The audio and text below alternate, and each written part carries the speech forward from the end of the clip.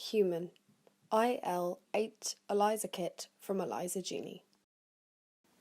At ELISA Genie, we like to help researchers carry out cutting-edge research. Therefore, we have developed our range of pre-coated ELISA kits. These kits are fast, reproducible and reliable. At ELISA Genie, we strive to give researchers all the data they need. Our kits come with key technical parameters including sensitivity, range, CV percentage and standard curve data. Our kits are easy to use. Start by preparing and equilibrating the reagents, followed by washing the plate.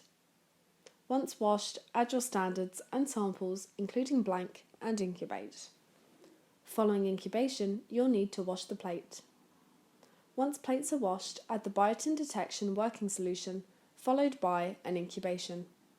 Again, wash the plate, followed by the addition of Assay working solution and incubate. Again, another round of washing the plate.